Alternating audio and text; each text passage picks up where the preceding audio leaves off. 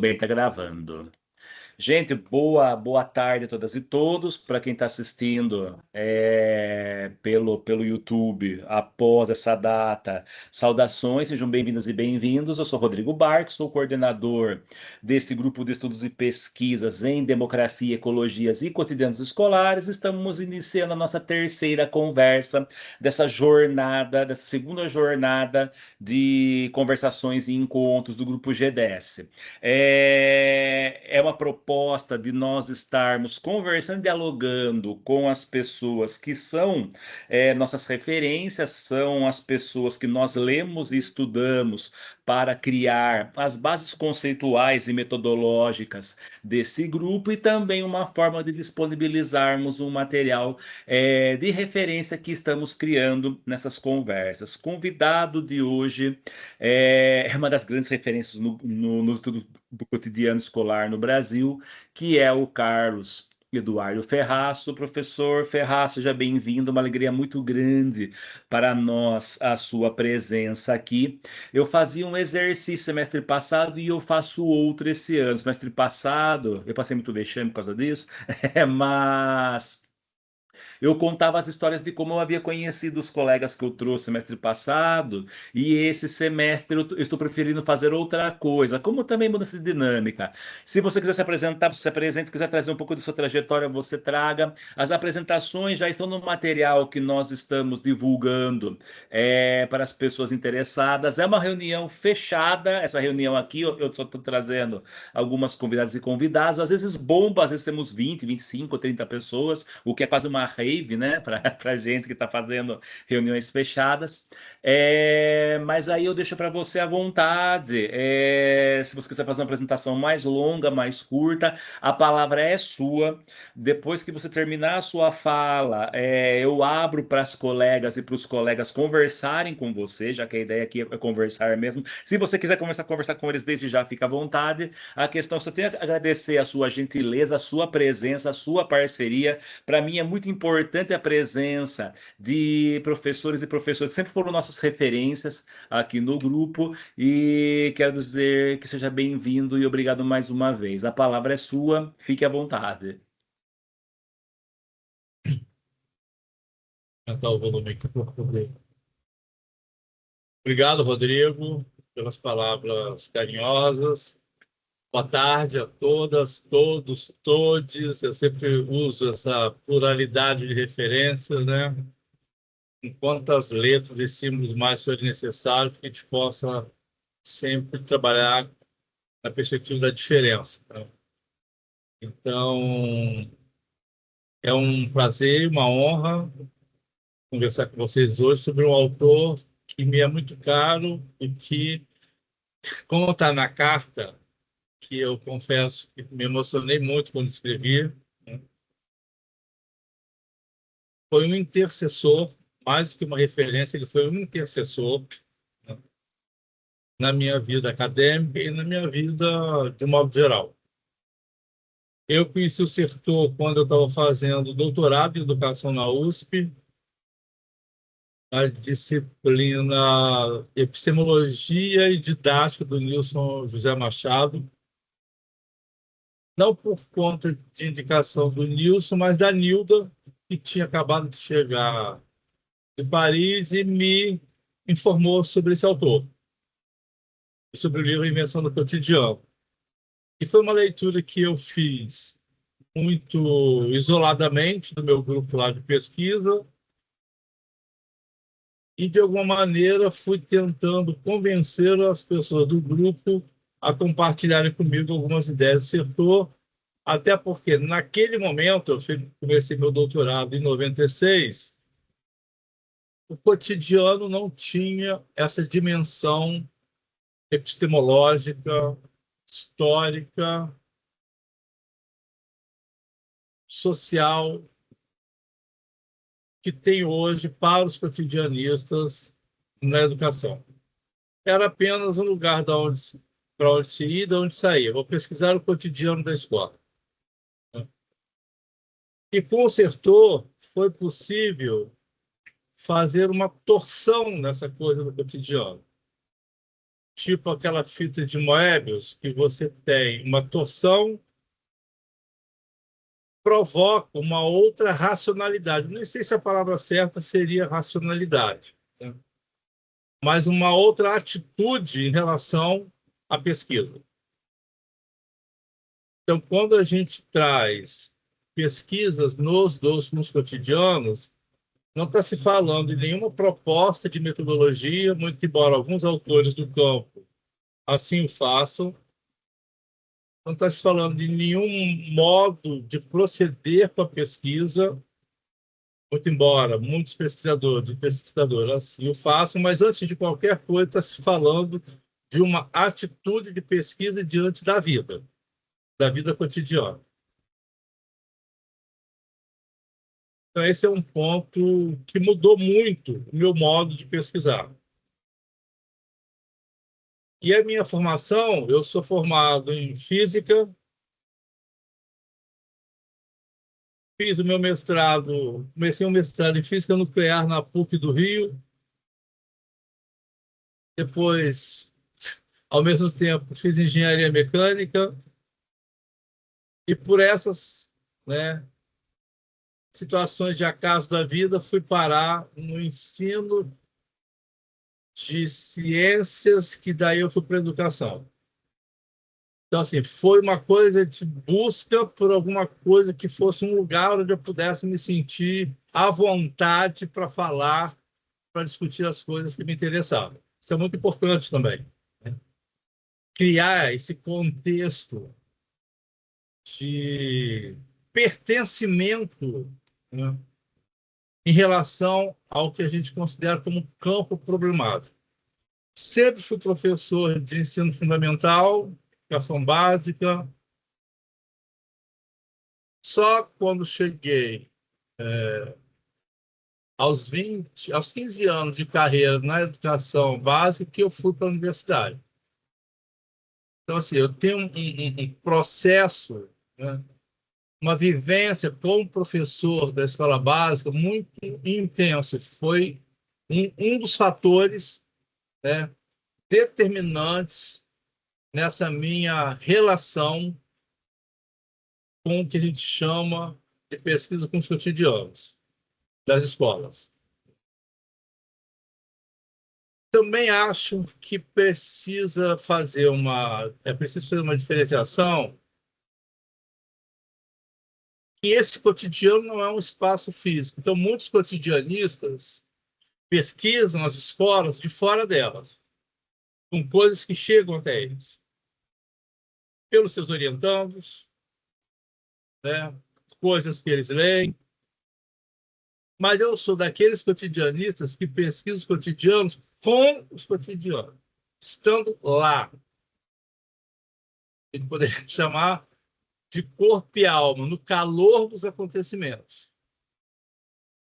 Nas salas de aula, nos espaços fora das salas de aula, circulando por todos os cantos da escola, conversando com todo mundo, ou seja, o meu espaço-tempo de pesquisa privilegiado é o cotidiano, é o que acontece, o que eu chamo de experimentações, de acontecimentos, de vivências com esses cotidianos, com esses sujeitos encarnados, com esses sujeitos praticantes que lá estão. E nessa relação que eu estabeleço, né, num texto que eu publiquei há muito tempo, é preciso um certo ritual para entrar na escola. Você não pode entrar na escola sem uma composição, sem uma negociação, sem uma conversa, sem uma apresentação do que te interessa pesquisar e do que é interesse desses professores de pesquisar, que pode compor com o que você tem interesse em pesquisar. Então, eu tive que fazer muita negociação, por exemplo. Minha formação em física, as disciplinas de metodologia do ensino da matemática, didática da matemática, né, e o meu processo de formação continuada, eu praticamente percorri todos os municípios do estado do Espírito Santo, dando formação de professores. trabalhando com jogos e materiais didáticos, tudo que você imaginar, né? Blocos lógicos, material dourado, tudo que você imaginar, eu trabalhava com eles. Então, assim, essa minha relação com essa materialidade desse cotidiano me permitia uma composição, uma troca, um pertencimento muito interessante. Do tipo, professor, tudo bem, a gente achou a ideia, mas está precisando de um curso sobre o uso de blocos lógicos. Então, vamos lá. Então, assim, a pesquisa nunca é só o que me interessa, ela é o efeito de uma composição. Essa é uma das marcas da pesquisa do cotidiano. É sempre uma composição, é sempre uma relação de troca, de você ter que abrir mão de algumas coisas para poder trilhar alguns movimentos e ter a cumplicidade dos professores na sua pesquisa. Você pode até fazer pesquisa, mas ela passa, de modo geral, isenta do contágio desses professores. Aí a gente diz, foi uma pesquisa sobre o cotidiano. Foi uma pesquisa no cotidiano, mas não foi, com certeza, uma pesquisa com os cotidianos. Esse com é que é a coisa, né? Pesquisar com significa esse compartilhamento, esse comprometimento, essa composição o tempo todo. Que tem a ver com encontros, obviamente, mas tem a ver também com desencontros. Tem a ver com planejamentos, mas tem a ver com acasos. Ou seja, é meio que ficar à mercê desses movimentos que acontecem nos cotidianos. E uma composição muito interessante para a gente é a cartografia, porque a cartografia te permite esse acompanhamento de processos. A cartografia te permite esse navegar, esse trilhar, esse surfar nessas redes sem necessariamente ter que ter um espaço-tempo delimitado. Eu pesquiso as salas de aula, eu pesquiso os cotidianos das escolas, são múltiplos ali, né? Então, essa é uma primeira relação que eu estabeleci com o campo, e é um campo que foi me permitindo fazer algumas composições que me ajudaram bastante com a filosofia da diferença. Porque essa coisa da imanência e da transcendência, né, discutida em Deleuze, me ajuda a pensar essa força da imanência que tem a ver com essa força das redes cotidianas. Então, a minha pesquisa é uma pesquisa na imanência da escola, e não numa escola transcendental, numa escola idealizada, numa escola que poderia ser. É o que é, como é, do jeito que é, no momento em que é. E sem necessariamente ter algum tipo de idealização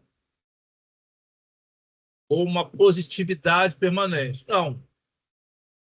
É contradição, é complexidade, é diferença o tempo todo, e é exatamente nessa cartografia das diferenças, desses fluxos, que a pesquisa emerge. Alguns movimentos que a Nilda propôs, e o grupo já deve conhecer, ajudam bastante nesse processo de pesquisa. Que são movimentos, não são princípios, são pistas, não são regras, né, que podem ou não ser usadas. E aí o termo do uso, pegando o próprio Sertor, ele é fundamental. O uso não é uma aplicação. O uso é um uso criativo. É um uso que implica uma diferença. Então, a dimensão de uso, a potência do uso em setor é fundamental para a gente entender essas pesquisas com os cotidianos. Nunca há uma reprodução, nunca há uma representação, nunca há uma relação causa e efeito imediata, é sempre um uso que produz um deslocamento. Na tentativa, e aí pode fazer uma referência com delay, na tentativa de repetir, você difere. Na carta, eu faço uma alusão à música cotidiana do Chico Buarque, né? Quando ele fala, todo dia ela faz tudo sempre igual, e sacode às 6 horas da manhã, e sorri com um sorriso pontual, e me beija com a boca de hortelã, né? E aí eu falo que, muito embora a música seja linda, não é assim que acontece, né? Nunca é o mesmo beijo, nunca é a mesma relação com a pasta de dentes, com a escovação, nunca é o mesmo gesto, nunca é o mesmo sorriso, ou seja, haverá sempre diferenças produzidas numa tentativa de repetição. E aí eu trago a poesia, o haikai da Alice Ruiz. Chuva no lago, cada gota um lago novo. Essa é uma ideia que a gente não pode perder quando se pensa na pesquisa dos cotidianos. Qualquer tentativa de sistematização, eu não estou dizendo que elas não são necessárias, porque você tem que escrever a sua tese, você tem que escrever a sua dissertação, mas não pode perder de vista essa coisa. Qualquer tentativa de sistematização congela aquilo. É como se fosse uma tentativa de congelar uma coisa que é o tempo todo diferença, movimento.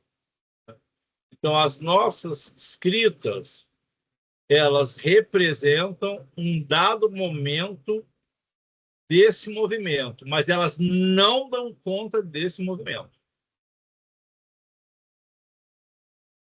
E isso é importante da gente assumir, né? Mas, ao mesmo tempo, a própria escrita que não dá conta desse movimento também possibilita, na leitura, a criação de outros sentidos para esses movimentos. Então, também é como se fosse um lugar de passagem, um lugar de produção, vou pegar uma expressão da Nilda, de conhecimentos e significações que tem a ver com aquela tentativa de, entre aspas, registro de reprodução ou de representação. Essa é uma outra discussão importante, porque muitos autores cotidianistas usam um pouco essa lógica da narrativa enquanto descrição.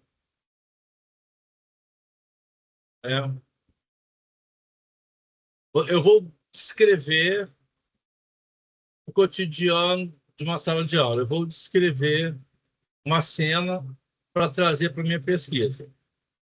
E aí essa descrição tem a ver com a ideia de interpretação, né? Acaba se vinculando a essa lógica da interpretação, da representação,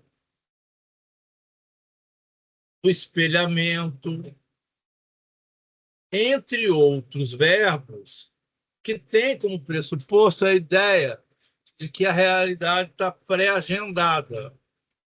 E a minha pesquisa vai, de alguma maneira, retratar, reproduzir essa realidade pré-agendada. Se você pega nessa dimensão da composição com a filosofia da diferença, essa tentativa de representar nada mais é do que uma possibilidade de dizer daquilo diferente do que uma outra pessoa diria. Ou seja, é sempre uma inscrição, mas nunca uma descrição. Não sei se eu estou conseguindo expressar. Então, quando eu falo daquele cotidiano, eu estou inscrevendo nele uma produção de sentidos que eu, de alguma maneira, criei. Claro que tem algumas relações, mas eu nunca estou descrevendo nada. Porque, para eu descrever, a coisa teria que estar congelada. A realidade deveria estar pré-agendada. E aí, uma outra coisa que é bem sutil: ninguém que trabalha com a pesquisa, com os cotidianos, coleta dados. Porque a ideia de coletar dados traz um sentido que os dados estão lá nos aguardando para serem pensados, para serem coletados. Quando, nessa dimensão do movimento, dos fluxos, o que eu chamo de coleta de dados é alguma coisa que se aproximaria de uma produção de dados que acontece na relação que eu estabeleço com aquele espaço-tempo cotidiano. Então, olha só, isso é muito interessante. É sempre efeito, nunca causa. É sempre inscrição, nunca descrição. E para nós, formados numa ciência de que a gente tinha aquela ideia de que a gente é capaz de ir para uma escola, né, e entender o que está acontecendo, criando uma narrativa sobre. É difícil aceitar isso, né? Quando os caras estão dizendo assim, você não tá produzindo uma narrativa sobre, você está produzindo uma narrativa que está produzindo um efeito sobre aquela situação, que é muito próximo, né, daquela ideia do Foucault de que a realidade é um efeito do discurso, é um efeito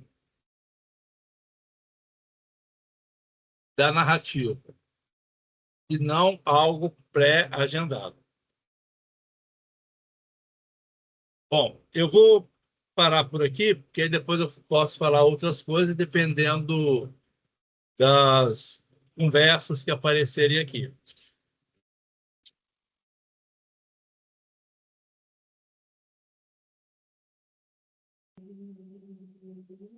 Quem Muito começa? bem. Muito bem, Ferraço, obrigado. Eu vou jogar a bola para a turma presente aqui. Você percebeu que tivemos uma ampliação do pessoal presente. Gente, quem quiser falar, por gentileza, se inscreva com as mãozinhas e se apresente, tá? Também para que o professor Ferraço saiba quem vocês são, o que vocês estão estudando e como que a pergunta de vocês faz sentido nesse contexto todo. Davi Uratã e depois temos inscrita. Não, Davi Uratã por enquanto. Boa noite, boa tarde, né, professor? Boa tarde, Tarde. ainda. Ainda boa tarde. Primeiro, prazer encontrá-lo, reencontrá-lo, né? Encontrei com o senhor na Amped, né? Conversamos rapidamente. E eu sou o Davi, então sou doutorando, tenho, desde o mestrado com o Rodrigo, estudado a perspectiva. Inclusive, o primeiro livro que eu li, que você foi um dos autores, era justamente o Michel Dissertou e as pesquisas com os cotidianos em educação, que foi um livro que foi muito importante para mim na época. Eu lembro que eu li a versão que estava disponível digitalizada, né? Mas eu tive muita felicidade depois de adquirir a versão impressa, né? E reler. Foi uma leitura muito agradável e foi um dos primeiros contatos que eu tive com o Sertor. E desde aquela época do mestrado eu tenho estudado as questões de como obediência e desobediência aparecem na escola pública, né, que é o meu local de trabalho, e tem sido bem interessante. E o Sertor é um dos autores que eu tenho me aproximado também.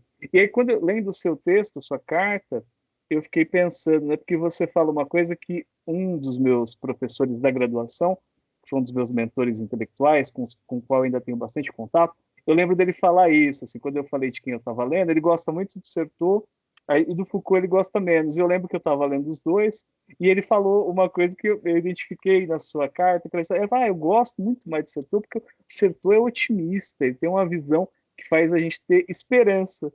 Eu Foucault eu leio de uma maneira a pensar que ele fecha muito e limita um pouco. E quando eu li a sua carta, eu tive a impressão que você falou mais ou menos isso também. Não sei se era exatamente isso, mas um pouco disso. Eu falei, eu queria aproveitar que se você pudesse comentar, né, principalmente no começo, né, ali, né, você fala, né, da admiração que você tem e do otimismo, né, que o Sertor traz, né, e aí depois você vai falando do Foucault na sequência. Eu fiquei com essa impressão. Não sei se você pensa exatamente como esse meu professor, mas talvez você pudesse falar um pouco, até porque, né, se a gente vai, eu, né, que às vezes estou aproximando os dois, a gente sempre tem os cuidados devidos para pontuar, inclusive, as diferenças, né? Você falou disso também um pouco na carta. Era disso que eu queria que você comentasse um pouco, se você pudesse. Obrigado aí de novo. Nada, Flavinho. Eu trouxe o Foucault mais para poder provocar uma fofoca mesmo, entendeu? Porque, assim, quando eu li o Dimensão do Cotidiano pela primeira vez, eu estava muito envolvido com as leituras do Foucault, né? E aí, quando o Sertor traz... Agora, tem que entender o seguinte, é uma análise do Sertor em cima do vigiar e punir do Foucault. Então, é preciso ter esse, né, recorte. O Sertor não chegou a ler o último Foucault, né, que é um Foucault pelo qual eu sou apaixonado, né? Então, assim, mas nesse ponto específico, eu provoco essa carta é uma ficção, né, gente? Assim, eu provoco na carta exatamente isso que sempre me chamou a atenção. Eu já vi muitos autores falando do Foucault, o Sertor, por exemplo, fala, contrapõe, a Lucidiá entra no meio para poder, né, colocar mais uma pitadinha. Mas o Foucault tem uma certa, pelo menos eu nunca li nada do Foucault que trouxesse o setor numa análise mais, assim, mais ampla. E isso me chama muita atenção, porque eles eram meio que contemporâneos, né? Quer dizer, todo mundo se lia, todo mundo meio que se referenciava, mesmo o Foucault com Deleuze, o Foucault. Então, assim, essas composições e essas trocas eram muito comuns. E eu não, me chamou atenção essa ausência do setor no Foucault. Essa é uma questão da fofoca, que, né, que é mais uma provocação. Agora, no ponto de vista que a Lúcia Giar traz, eu acho que são análises que se complementam. Tá? Elas não se excluem em absoluto. Porque, ao mesmo tempo que há esse olhar do panóptico, né, do controle dessas grandes referências do Estado, da igreja, da família, da escola, né, que é uma coisa meio que um olhar de cima, que o Sertor até meio que ironicamente fala daquele olhar do Empire State. Aí ele está fazendo uma metáfora, uma analogia com o olhar de cima, então você tem que descer e vai lá no meio dos caminhantes e procura saber o que está acontecendo lá embaixo. Então, na época que eu li, essa ideia de descer, de ir para o chão,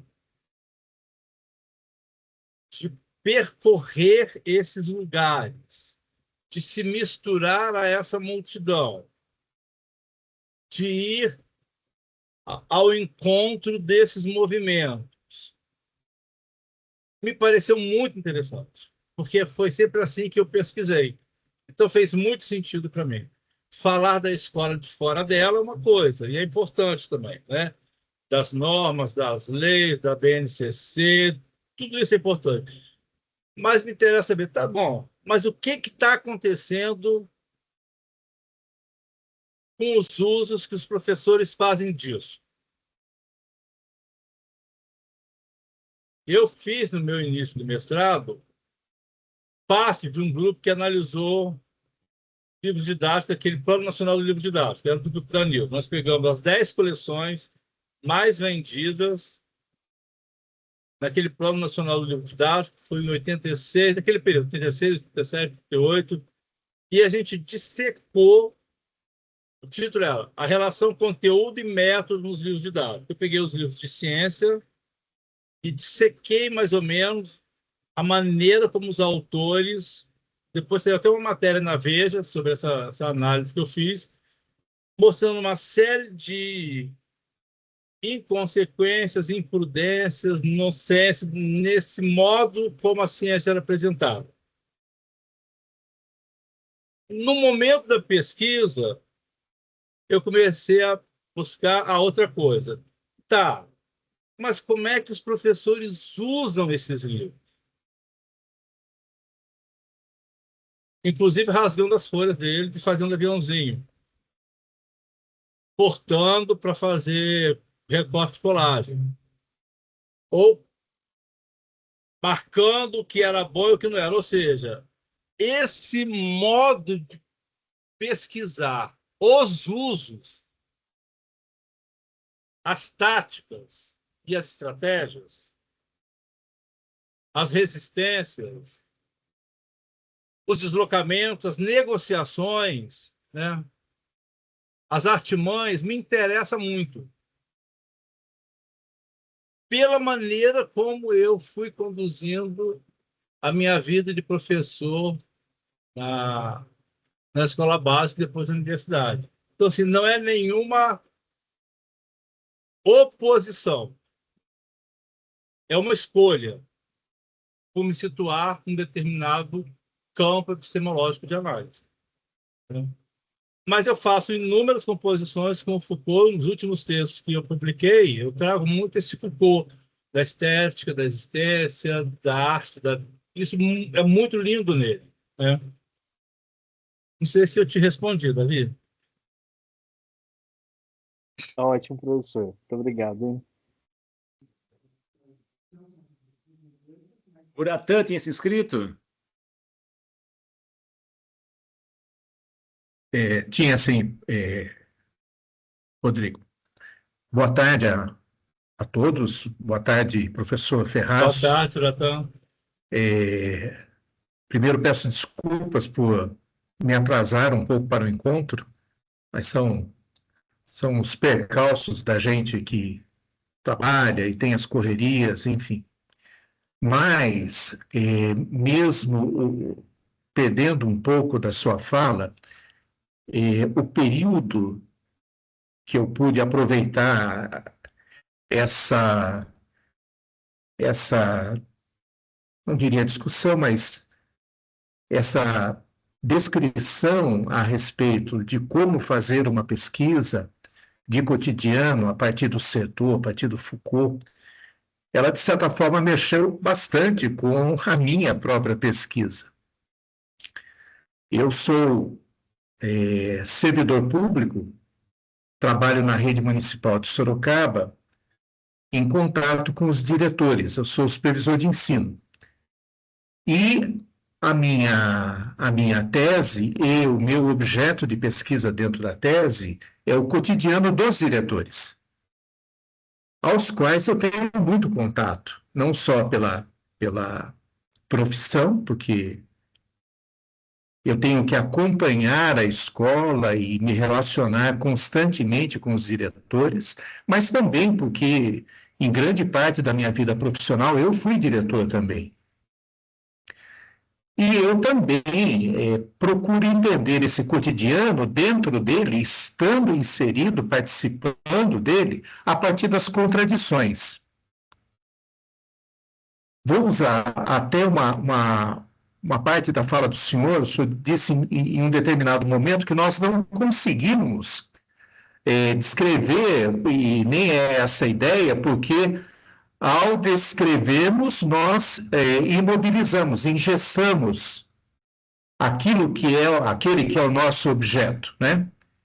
Eu lembrei um pouco até não sei porquê, mas eu me lembrei um pouco daquela tal de teoria da incerteza de Heidelberg,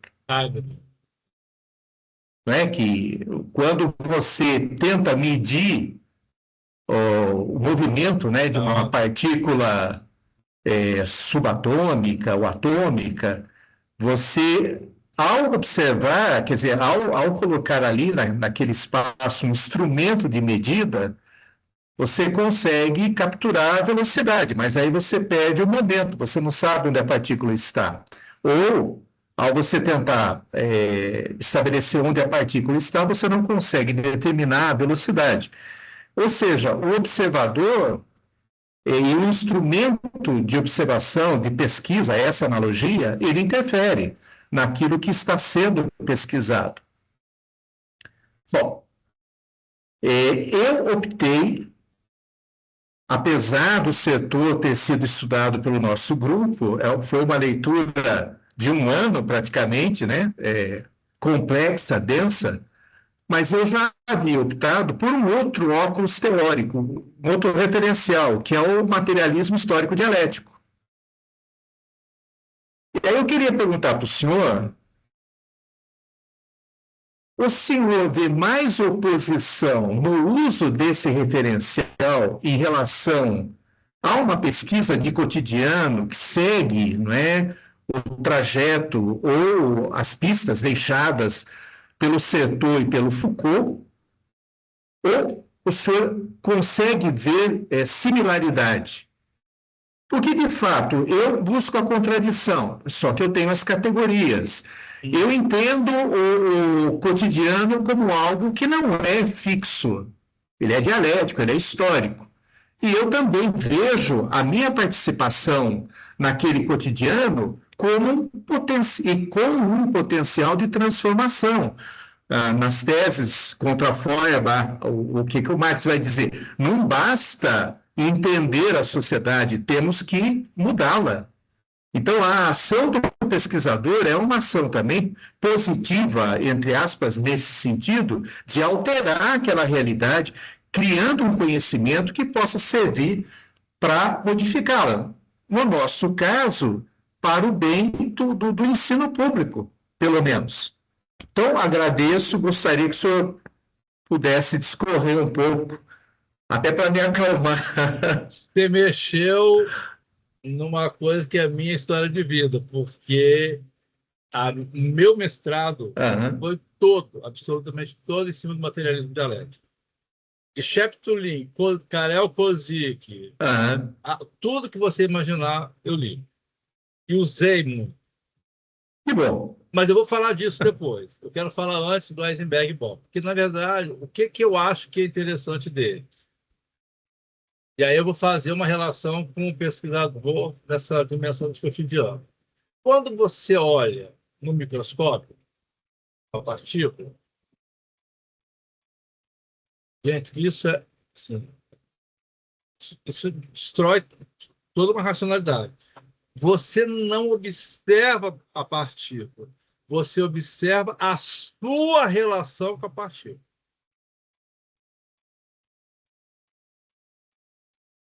Muda tudo. Então, quando eu supostamente estou dizendo, eu estou pesquisando o cotidiano, estou observando, você está observando a sua intervenção, a sua relação naquilo, e não a coisa em si. Então, a gente não observa a partícula em si, muito embora você tenha dito que ela também se desloca, mas tudo bem. O que eu estou dizendo é uma coisa antes. O que eu observo é a minha intervenção naquilo. No fundo, é como se eu estivesse observando a minha condição de observar aquilo. É uma observação que diz de uma condição de observação do fato, mas não diz do fato.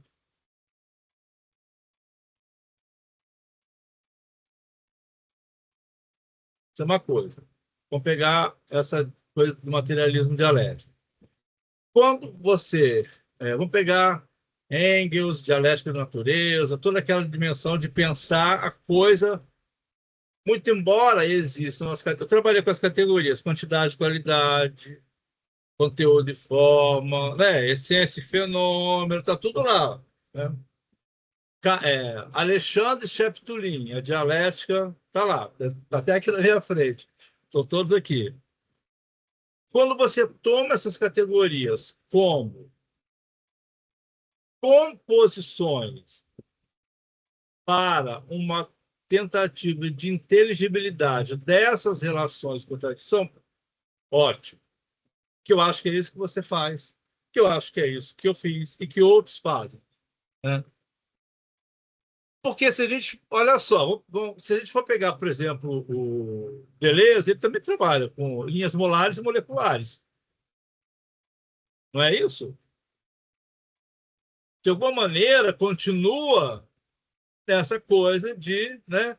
Agora, ele não trabalha isso como coisa separada. As coisas... O próprio setor, tática, estratégia.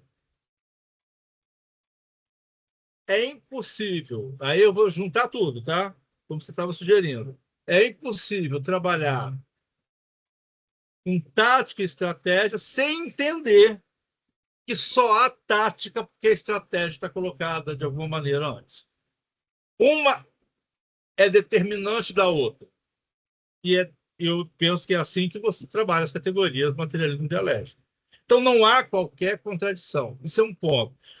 A outra coisa é o seguinte: essa dimensão dos cotidianos te permite fazer as composições que você quiser, porque você é o autor da sua pesquisa. Ninguém está fazendo por você. O próprio Sertor tem isso na carta. Ele subverteu uma série de princípios da ciência da época. Ele foi um autor completamente subversivo no sentido de subverter, de versar num verso menor aquela coisa colocada como referência de ciência de verdade. Ele detona com isso. Então, se a gente, de fato, compõe com esse autor, é preciso assumir para a gente esse lugar também, de não obediência. Né? Muito embora o meu orientador, Rodrigo Barque, me fale: olha, você tem que estar, Rodrigo, eu vou ler como sugestão, mas quem vai fazer a composição sou eu, não vai ser você. Desculpa. Então, essa autonomia, essa irreverência, essa artimanha, essa arte, vou pegar o conceito fundamental, essa arte de fazer, ela é intransferível, ela não é ensinável, ela vem da relação que você estabelece com o mundo, com a vida, com a arte, com o cotidiano. Por isso que é uma pesquisa encarnada. Entende? Não tem como você se livrar dela. Ela tem que estar aqui. Ó. É uma pesquisa de pele. Se você não está se emocionando com o que você está pesquisando, se você não está produzindo sentidos de vida para você com o que você está pesquisando, tem alguma coisa de complicado na sua pesquisa. Se transformou numa formalidade, se transformou numa coisa burocrática. E aí a gente precisa se dar conta de que sou eu caçador de mim o tempo todo. Né? Pessoal, Então, você está muito ótimo. obrigado pela explicação. me aliviou bastante, porque eu tinha medo. Aliás, é uma das conversas que eu tenho com o professor Rodrigo, porque parece um pouco que saiu de moda a gente usar as categorias, o materialismo histórico, enfim. E há uma certa preocupação minha, iniciando como pesquisador, enfim, tudo isso. Então, agradeço de Agora, fato, só mais um agradecimento, professor, ao professor Rodrigo, porque o professor Rodrigo sempre me diz, acho que diz aos nossos companheiros, olha, tem que aparecer a autoria, a sua autoria nesse lógico, trabalho. Você tem que escrever, não sou eu, é você. Então, também agradecimento a ele, acho que em nome de todos aqui que privam, né, da orientação dele. Muito obrigado, professor. Obrigado também, professor Ferraz, pelas explicações. mas eu queria complementar o seguinte: uma atitude de pesquisa é diferente de você ter uma receita de pesquisa, do que pode, o que não pode, o que deve ser usado, o que não deve ser usado. Eu trabalhei com Certeau e trabalhei com Deleuze na minha tese, trabalhei com Orhan, trabalhei com Maturana, Varela, Pierre Levy, e para produzir dados eu fiz mapas conceituais. Eu fiz associação de palavras. Eu fiz perguntas aos meninos. Que curiosidade você tem que nunca te explicaram na sala de aula? Então, assim, é essa criatividade na própria concepção do que a gente chama de instrumentos de produção de dados. Diferente daqueles modelos que, bem, você tem que usar questionário, análise não sei o que lá. Não cabe isso nas pesquisas com os cotidianos. Tem aquelas sugestões dos movimentos da Nilda que você pode usar ou não. Porque o que importa é isso que você falou, Natan. A autenticidade, a autoria, a iniciativa e a criatividade do pesquisador. Né? De ter o seu pensamento, de ter a sua aposta de pesquisa. Porque é você que vai defender.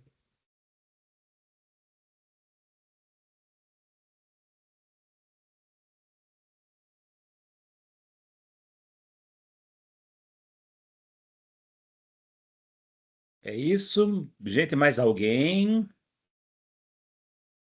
Gente, é uma conversa, tá? Pode. Não, tá todo mundo avisado, Ferraço, que é uma conversa. É só dizer o seguinte, Ferraço, o Davi e o Uratan são os meus orientandos de doutorado, tá? O Uratan vai defender ano que vem, essa é a ideia, tá? E o Davi vai defender daqui a 2 anos ainda. Gente, mais alguém? Graciane, por gentileza, mais uma vez seja bem-vinda. Para quem não conhece a professora Graciane, ela é da casa. Aqui, se quiser se apresentar também, Graciane, fica à vontade, tá? E os motivos pelos quais você está entre nós a partir de hoje. Boa tarde a todos. É um prazer estar aqui pela primeira vez, participando das reuniões do grupo.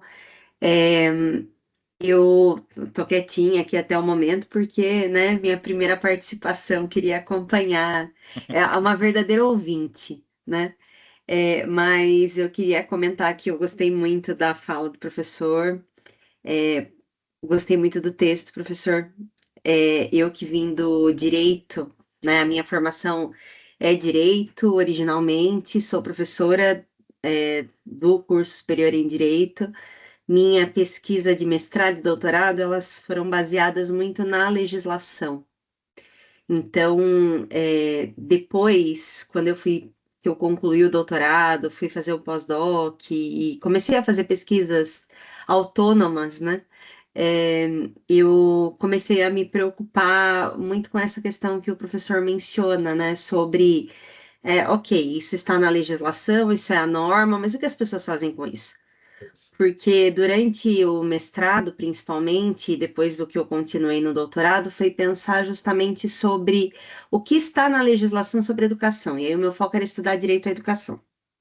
Então, era sempre o que a lei diz, o que a normativa diz, o que a regra diz, como que a gente conseguiu colocar isso na legislação. E depois que eu comecei a publicar sobre isso, comecei a escrever, a ler muito sobre isso, o meu foco de pesquisa mudou, porque daí o meu incômodo mudou. Eu falei, tudo bem, já entendi por que colocaram, mas e aí? Né? Agora que eu já sei os motivos, como que isso acontece na prática? E aí é por isso, inclusive, que é um dos motivos pelos quais eu vim para os cotidianos, né? Para tentar pesquisar, ler mais sobre, conhecer mais sobre, para ver essa interação, esse outro lado daquilo que eu sempre pesquisei. Né? Então, gostaria de dizer que eu gostei muito das falas, e eu me identifiquei bastante, principalmente quando o professor fala, né, sobre a questão de trabalhei e pesquisei sobre a questão dos livros e depois como usavam os livros, né? É muito parecido com aquilo que eu, pelo menos naquilo que eu tenho visto agora e que eu tenho me preocupado agora em pesquisar. Obrigada. Você sabe, Graciane, que tem uma pesquisa muito forte usando o setor nessa área do direito, nessa área da administração. Eu orientei uma menina que ela, olha que coisa louca, ela foi pesquisar salão de beleza. E aí ela queria saber os usos que as pessoas fazem no momento em que estão esperando para serem atendidas pelo profissional e o que se passa naquele momento entre aquelas pessoas. Então ela foi para um salão escutar e conversar com aquelas pessoas, e aí eu quero destacar um outro movimento fundamental para esse tipo de pesquisa, que são as conversas. Se você puder usar conversas no lugar de questionário de entrevistas, te ajuda muito, porque a conversa é um disparador do encontro. A conversa não tem protagonista, a conversa você entra nela, né? Você insurge na conversa, você se mete na conversa, você dá um palpite. É uma rede que vai sendo. O setor fala disso. A conversa não tem proprietários individuais. A conversa é um tecido, ele usa essa imagem do tecido, que não pertence a ninguém. Então, essa é uma outra possibilidade de produção de dados muito interessante. E aí, nessa conversa, e a mãe dela era uma das frequentadoras do salão,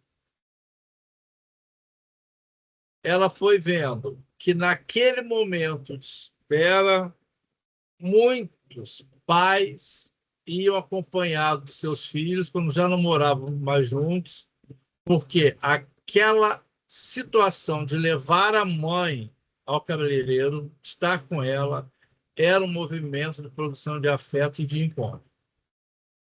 Olha que coisa louca isso. Quando é que você imagina que na recepção de um salão, né, do cabeleireiro vai estar sendo tecidas redes de afetos o tempo todo ali, entre as pessoas, entre os familiares, entre mãe e filho, entre mãe e filho. E assim, se você olha de fora, você não vai conseguir, né, ir ao encontro dessas redes que estão sendo tecidas ali. Por isso que é uma pesquisa com o acontecimento. É uma pesquisa que eu chamo, é uma pesquisa acontecimental. É uma pesquisa do acontecimento. Não é uma pesquisa sobre o acontecimento. É uma pesquisa que se institui com o acontecimento. Ela é acontecimental. Você tem que estar lá. Você tem que ter uma certa sensibilidade para se dar ao encontro. uma certa relação de empatia. O Sertor fala até em humildade, a humilde razão do cotidiano. Que ele fala, o que interessa ao pesquisador, ele não fala ao pesquisador, ele fala ao historiador. O que interessa ao historiador do cotidiano é aquilo que está invisível. Olha que coisa linda isso. Como pensar o invisível? Como produzir sentido sobre o invisível? Porque o que está visível está representado, mas é uma coisa mais sutil. Então, você tem que ter uma certa sensibilidade para estar na composição desses movimentos. Eu já vi pesquisas lindíssimas, pesquisas de feiras, de bairros, maravilhosas, que eles vão vendo como é que as pessoas transitam. Aí usa o conceito de ritornello, do Deleuze, que é aquela coisa do som, que na feira tem muito, né? Então, assim, é uma posta de pesquisa muito interessante. E te obriga a sair do lugar comum da análise, por exemplo.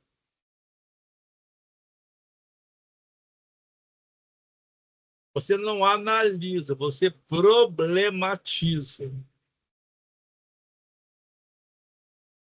Importam mais as questões do que as respostas. Porque toda resposta é uma certa condição de fechamento. Toda questão é uma aposta de abertura.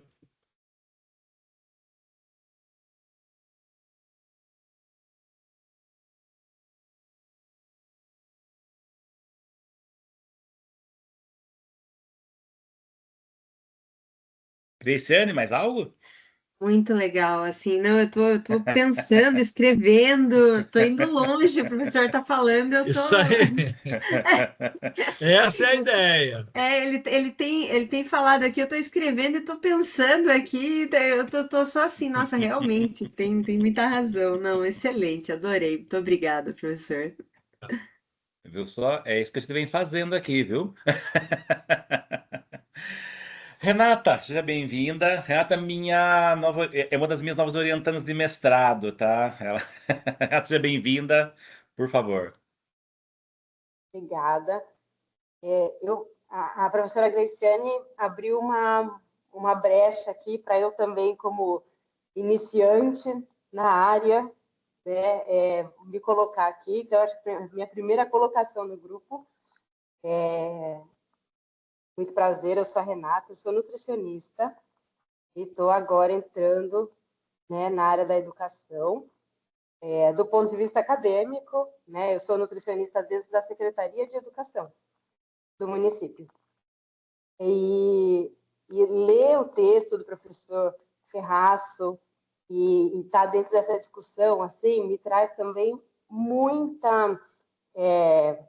encantamento. Não sei, o professor usou um termo aí que eu falei, é isso, né? É assim, sentir que eu estou no lugar certo, né? Então, trazer todas essas questões de... O professor Ferraz trouxe no começo, né? Que vir de outros lugares, né? Vir da física, vir de outro ambiente, para encontrar no cotidiano um lugar onde o seu discurso cabe, eu acho que é isso que eu tenho feito e é por isso que eu estou aqui, sabe? Então, queria agradecer por essa oportunidade, professor Rodrigo, né? O encontro, assim, eu acho que a gente tem muito aí, muito feliz, muito a construir, mas eu estou também assim anotando tudo, porque tudo faz muito sentido. Eu vejo a alimentação como cotidiana, uma alimentação que não pode ser estática, né? Eu parto da atuação em política pública, que vê a alimentação como algo muito concreto. E eu entendo a alimentação a partir do cotidiano, no cotidiano e tudo isso como algo vivo, né? Que precisa ser olhado a partir desses outros lugares. Então é isso. Era só para agradecer mesmo. Eu vou usar o fala da Renata para lembrar de uma tese que eu orientei de doutorado de uma professora de enfermagem de uma escola de medicina que tem aqui, a Mesclano. E ela sempre foi uma professora que trabalhou com atenção à saúde. numa relação da universidade com a escola. A ideia era a Secretaria de Saúde, nessa relação com a universidade, levava para a escola profissionais para falar sobre saúde, alimentação, hábitos de higiene, aquelas fatídicas formações, né, da saúde para a educação. E ela veio procurar, olha que coisa interessante, ela veio procurar a linha cotidiano do currículo porque ela achava que não funcionava. Porque a busca pela assistência nos postos de saúde só aumentava. Com questões básicas que foram tratadas inúmeras vezes nas escolas. E aconteciam as mesmas situações. E ela queria entender isso. Eu falei, a primeira coisa é você sair desse lugar de quem tem algo a dizer e estabelecer uma relação com a escola, onde a escola vai te dizer o que está acontecendo. Então, assim, essa sua relação com a nutrição precisa se dar também nessa dimensão da escuta do que o outro tem a te dizer sobre isso. Porque, né, eu estou dizendo isso porque eu tenho meu nutricionista que eu vou todo mês nele. Religiosamente. E eu vou te dizer que eu falo tanto quanto ele em cada consulta. Porque eu preciso dizer das minhas questões. Não adianta eu chegar lá e receber aquela orientação, porque eu preciso saber como é que eu estou naquilo ali.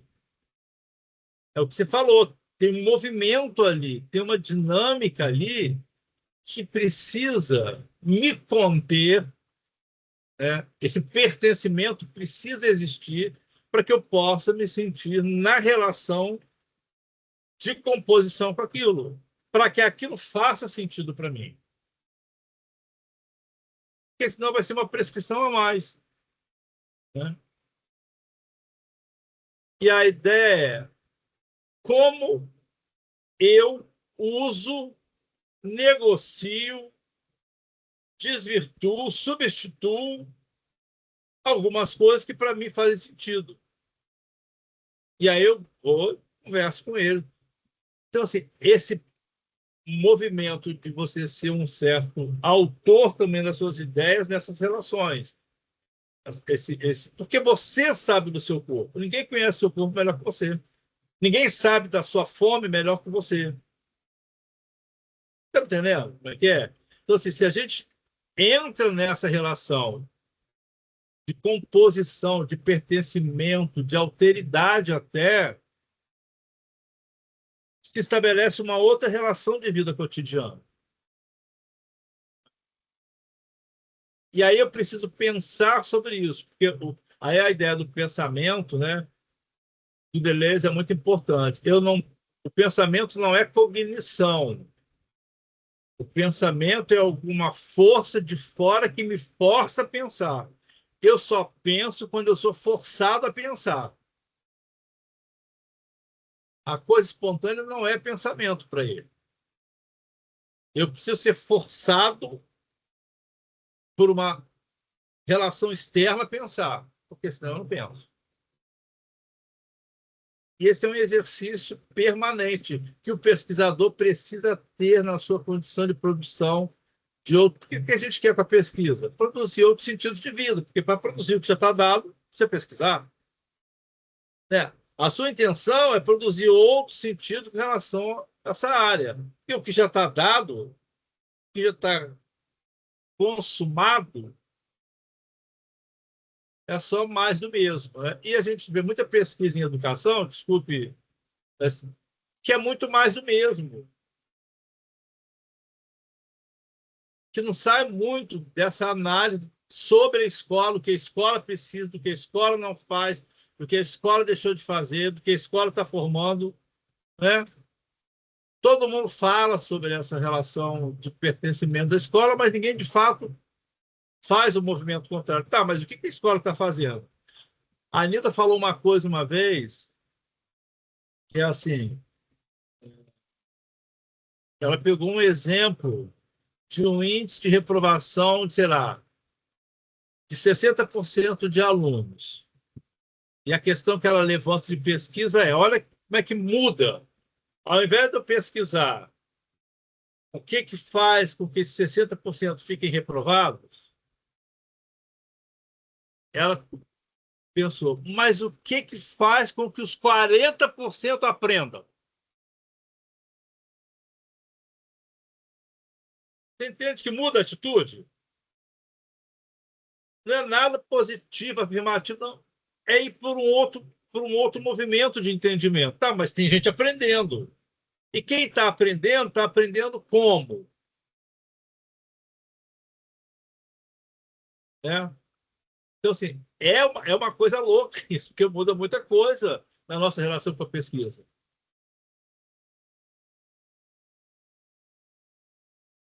Érica tinha pedido a palavra um tempão. Obrigada, professor. Nada. Oi, Ferraço, Oi, Érica. tudo bem? Eu, né, eu sou doutoranda em educação, nós nos vimos também lá muito rapidamente na Amped, Oi. né, e é uma satisfação encontrá-lo novamente aqui, mesmo online. Parece que você estava na minha orientação de doutorado hoje, porque a gente estava conversando justamente sobre as conversas, né? A minha pesquisa é voltada para pessoas com TEA, só que a pesquisa hoje é voltada para as mães professoras, na junção de palavras mesmo, mães professoras que a gente ainda está até discutindo, né, Rodrigo? Mães professoras, mães. Né? Porque são mães que se tornaram professoras após o diagnóstico, ou eram professoras, né, e depois se tornaram mães, né, de filhos e filhas estudantes, né, com transtorno de espectro autista. E aí, no livro Michel Dissertou e as pesquisas nos dos com os cotidianos em educação, eu achei interessante a maneira que se fala assim, Michel Dissertou, historiador vagabundo e jesuíta errante, conforme a definição astuciosa de Diana Gonçalves, né? Foi um intelectual atento às práticas, às crenças, às invenções cotidianas que forjaram as redes de saber fazeres, né? As relações de poder e as transformações culturais. E diante disso, né, eu fiquei pensando, até anotei, porque senão eu acabo me perdendo, né, em tudo que a gente acaba conversando, mas assim, como, né, os cotidianos escolares compreendidos aí como as redes plurais de saberes e práticas podem ser problematizados a partir da invenção do cotidiano e a filosofia da diferença, mas de modo assim, evidenciar as táticas, as resistências e as criações que produzem diferenças e reinventam a vida na escola. Tendo em vista que, né, como você acabou de dizer, né, de produzir sentidos, e muitas vezes, tanto as famílias, né, essas mães professoras, eu vou dizer mais no campo das mulheres, porque são as que mais estão nas escolas lutando pelos seus filhos, né, fazer com que isso produza sentido tanto para elas como para os seus filhos, né, que não são ouvidos, que são silenciados, né, que são calados diante de toda essa situação. Então, assim, primeira coisa, a produção de sentidos não é algo que você possa transferir. Você não produz sentidos para o outro. Você produz sentidos para si. O que faz sentido na sua relação comum. Mas que pode ser, de alguma maneira, externado, verbalizado, exemplificado, conversado, para que faça algum tipo de efeito na relação com o outro. E aí eu vou dar o exemplo do conhecimento. Todas essas expressões que nós usamos, transmissão de conhecimento, isso não existe. Acúmulo de conhecimento, isso não existe. Repasse de conhecimento, isso não existe. Porque o conhecimento não é da ordem de uma certa materialidade que aconteceria como numa transfusão de sangue. Você pode transmitir informações, dados, estatísticas. Um professor, quando ensina Teorema de Pitágoras, ele está produzindo sentido sobre um determinado conhecimento que fazem um sentido para ele, na esperança que possa haver uma composição para o outro. Até mesmo quando você explica alguma coisa, você está explicando para você, segundo a sua inteligibilidade, sua compreensão, as suas redes de significações de conhecimento, na esperança que algum fio possa compor com os sentidos do outro. Na esperança. Então, a sua aposta de produzir sentidos para as mães precisa levar em conta que elas é que serão as autoras, as produtoras desse sentido. O que você pode fazer, como eu disse, é criar algum tipo de movimento, algum tipo de situação, algum tipo de intercessor, onde ela se dê ao movimento de composição, de partilha, porque trata de partilha de sentido, e não de imposição ou transferência de sentido. Né? Isso diz, por exemplo, de uma situação que 3 pessoas estão assistindo um filme, uma pessoa está chorando, a outra está impávida e a outra está rindo. Porque é na relação de cada um com aquele acontecimento. Claro que eu posso até tentar compor com aquilo, mas não é uma coisa que acontece de um para o outro. O que não te impede, então, por exemplo, voltando ao exemplo do conhecimento que te ajuda, né? O fato de eu entender que eu não posso transmitir conhecimento não me impede de colocar em discussão determinados conhecimentos na esperança, na tentativa de que eles possam ser negociados com as redes de sentido desses outros, os alunos, ou de qualquer um outro. O que a gente está fazendo aqui agora? Tudo isso que eu estou falando está fazendo sentido para mim. Como está batendo para cada um, eu não faço a mínima ideia. Porque cada um vai compondo com as redes de sentidos que são suas, buscando pontos de conexão. Como a Graciane pegou, a Renata pegou, e a gente vai fazendo isso. Vai tecendo essas redes de sentido, de conhecimento, significações. Se fosse fácil transferir, estava resolvido o problema da aprendizagem. Né? E aí, voltando à questão da aprendizagem, só para poder fechar essa discussão, que era importantíssima, é preciso acabar com essa ideia de que existem problemas de aprendizagem ou dificuldades de aprendizagem. Porque se você fala que o aluno tem dificuldade de aprendizagem ou dificuldade de compreensão, a palavra dificuldade pressupõe uma outra condição de facilidade. Se ele tem dificuldade em relação ao modelo. que ele não consegue atender. Como ele não atende ao modelo, ele tem a dificuldade. Está entendendo como a lógica é perversa? É sempre comparando com supostamente um modelo de como se aprende direito. Só que isso não existe. Porque se as redes são diferenciadas, os movimentos de aprendizagem são de cada um. Então, não seria muito mais interessante falar que nós temos possibilidades de aprendizagem? Olha como é que muda. Nem melhores, nem piores. Nós temos diferentes possibilidades de aprendizagem.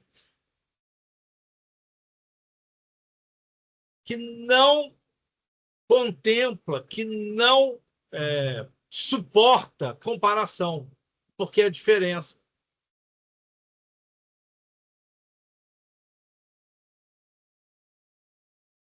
Então, se o menino faz um movimento de aprendizagem de um jeito, outro de outro, por que tem que padronizar um jeito certo? São diferentes possibilidades.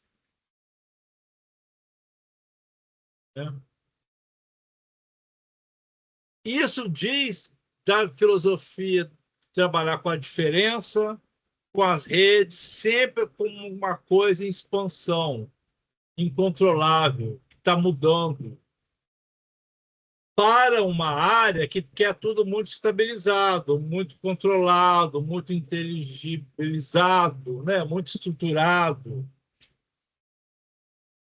E aí, quando vem toda essa teorização, que tem a ver, como o Buratão falou, com a física, com essas teorias de cosmos, de redes, bagunça tudo.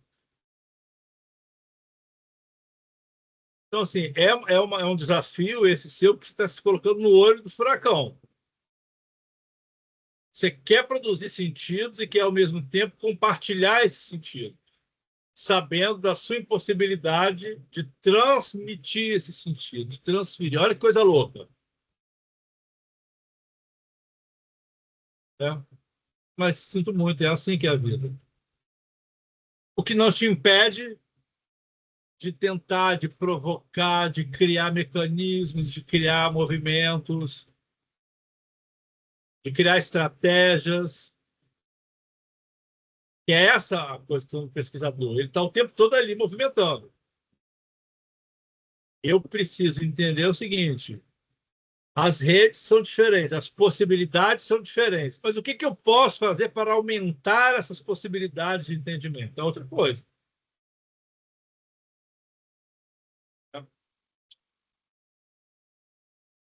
São pesquisas muito instigantes, ao mesmo tempo muito desafiadoras, que colocam a gente para pensar o tempo todo, porque nada está dado. Está entendendo como é que é a coisa? Nada está pressuposto. Essa ideia de que a realidade está lá aguardando para ser pesquisada, isso não existe.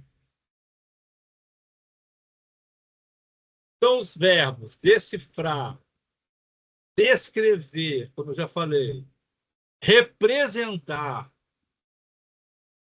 perdem a sua força diante da potência dessa dimensão dos cotidianos. Aí tem a ver com fluxos, movimentos, escapes, burlas, fissuras.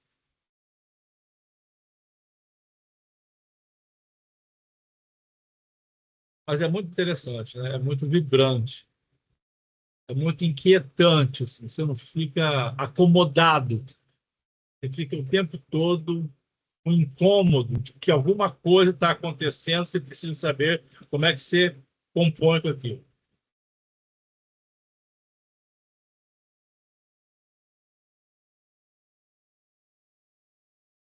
E aí, Érica? Eu só agradeço. Obrigada, Ferraz. Nada, Muita coisa para refletir aí. Mais alguém, gente? Acho que a Paloma está pedindo para entrar na sala, se eu não me engano. Eu já. Tá? Eu estou fazendo esse equilíbrio aqui de aceitar o pessoal e conduzir a reunião, conduzir a conversa. Gente, mais alguém? Professor, Em- tem uma Oi? pergunta no chat aqui do Vinícius. Ah, é Vinícius. Vinícius, você não quer falar?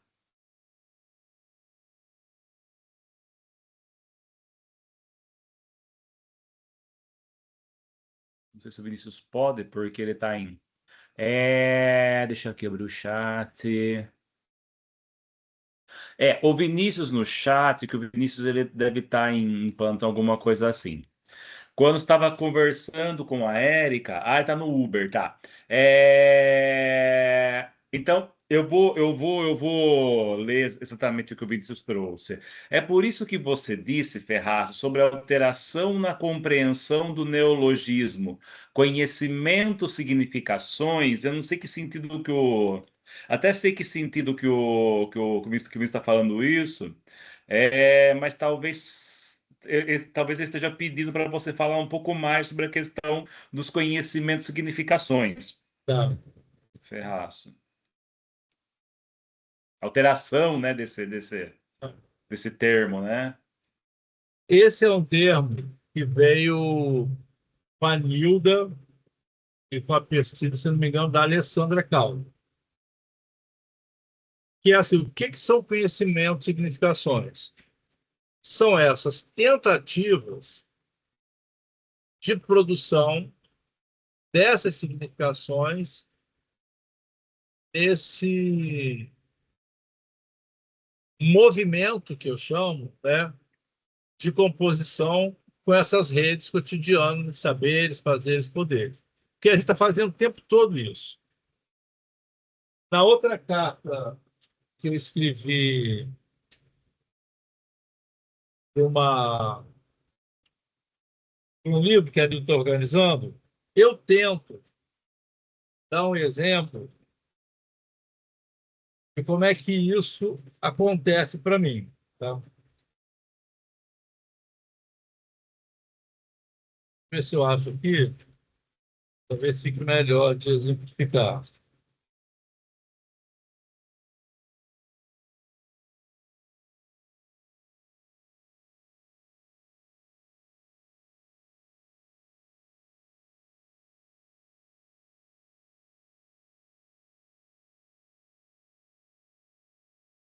Então, assim, eu tô, é um parecer carta de uma tese de doutorado em 3 atos.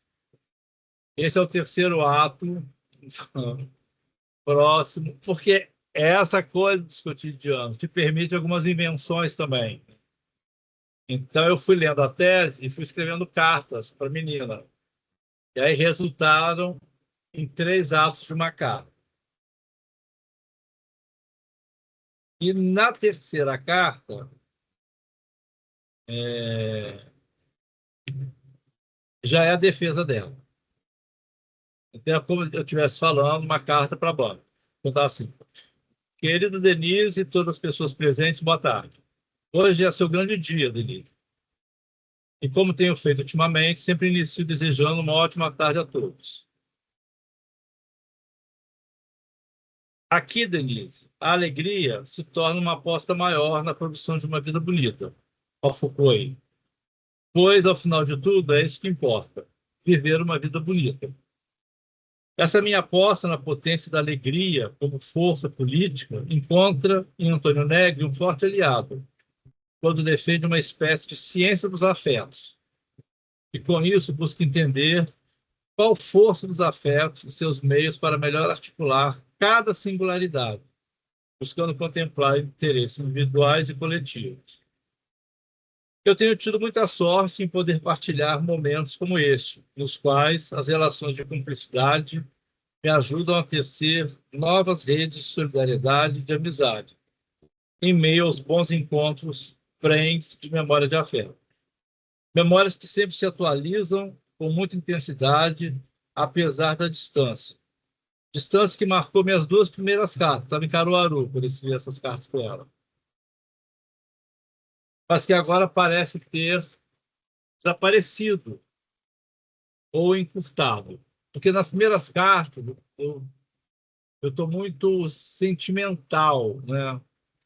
Eu tive senti muita emoção ao escrever, porque eu estava longe daqui. de Vitória e da minha relação com tudo aqui. Até porque sempre somos todas essas distâncias e temporalidades que instalam diferentes momentos em nossas vidas, em diferentes conhecimentos e significações. Sinto muita saudade dos bons tempos vividos aqui no PPGE, mas é a vida seguindo seu fluxo, lançando-nos em outras distâncias, tempos e acasos, exigindo de nós um saber viver, que nos permita inaugurar outros encontros e enfrentar novos desafios, e assim conviver com a sensação de que há muito por fazer, sem poder se dar por inteiro. A sensação de incompletude é o que me faz seguir sendo eu caçador de mim. Para escrever esse terceiro ato, voltei a ler os 2 primeiros. E ao fazer isso, por várias vezes, fechei os olhos, na esperança de experimentar novamente aqueles sentimentos de saudade e melancolia, tão intensos naqueles momentos, e que me moveram a escrever o que eu escrevi, mas confesso, não consegui voltar no sentimento. E olha que hoje é um dia de sábado, cinzento e chuvoso. Um daqueles dias que nos fazem se mesmar, desacelerar, como em uma meditação. Ao contrário, acordei muito cedo e feliz em preparar meu café. Uma autora que não conheço, Aline Lopes, postou que felicidade é, num dia cinza de chuva, os pingos tocarem você de forma colorida. Achei isso muito bonito. É isso, senti-me assim, banhado por cores de felicidade em uma manhã de sábado, chuvosa e cinzenta. Talvez porque, enquanto preparava o café, assistia o Globo Repórter sobre as cores da Paraíba. Que espetáculo. Tá vendo como você vai misturando tudo? Né? Acho que Deus é natureza. Tomando meu café, impactado, que ainda estava pelas imagens da Paraíba, que se misturavam uma trilha sonora do barulho da chuva que caía e molhava os miados dos meus 4 gatos que imploravam por comida, veio-me a música Medo da Chuva, do Raul Seixas. Eu perdi o meu medo da chuva, pois a chuva eu canto a música. Que coisa mais estranha, pensava eu enquanto escrevia este terceiro ato. Supostamente a mesma tarefa de escrever um parecer para o mesmo texto muda a nossa revelia dependendo dos espaços-tempos em que estamos convivendo. Talvez não fosse mais nem o mesmo texto, nem a mesma pessoa que escrevia. Talvez fossem outros conhecimentos e significações. De repente, toda uma rede de sentimentos, conhecimentos e significações parecia fazer sentido. Café, felicidade, chuva, cores, miados, Paraíba, gatos, Raul, Deleuze, Gil, uma rede tecida com linhas de diferentes tempos, espaços, lembranças, presenças, ausências, sabores, cores, barulhos, imagens e muita saudade. E aí a carta continua. Então, porque um pouco essa é a ideia dos conhecimentos e significações. É essa rede que vai te tomando à medida que você vai escrevendo, que você vai lendo, que você vai conversando, e que você não consegue resumir em uma palavra, em uma frase. E a sua tentativa de dizer da coisa, como eu tentei aqui agora, só faz empobrecer a coisa. Mas é preciso dizer, mesmo assim, para tentar me aproximar ao máximo do que foi vivido, sabendo que eu jamais conseguirei dar conta do que foi vivido. Foi o que eu escrevi num outro texto. Toda a vida é excesso, é pulsão, é acaso, e toda a vida excede a qualquer coisa que se diga ou escreva sobre ela. Mesmo excedendo, é preciso escrever. Ele poderia dizer, todo o cotidiano excede a qualquer pesquisa sobre ele. Mas é preciso fazer, né, para tentar alguma aproximação com essas redes. Então, acho que o Marcelo que perguntou, né? Esses conhecimentos e significações, em um dado momento, eles congelam-se. as significações naquelas significações ali. O que não significa que outras não estejam sendo, de alguma maneira, potencializadas a partir delas.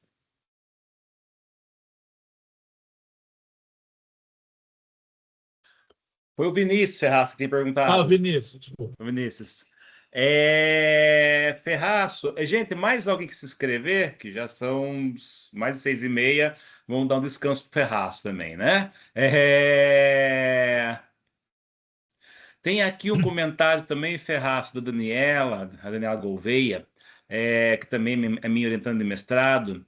A gente vinha conversando e eles entraram agora, estão tendo as aulas de seminários, de metodologia, aquela coisa toda, né? E muitas vezes as nossas perspectivas se digladiam com uma ciência maior, no caso, né? Eu gosto da ciência maior. A Daniela, ela comenta o seguinte: professor, agora acredito que entendi e compreendi a produção de dados, mas essa é uma dúvida que desaparece para a pesquisa. Aí talvez eu sugira, não sei se o Ferraz vai concordar comigo, que talvez justamente a pesquisa seja quando essa dúvida aparece e desaparece mais do que os próprios dados, não, Ferraz?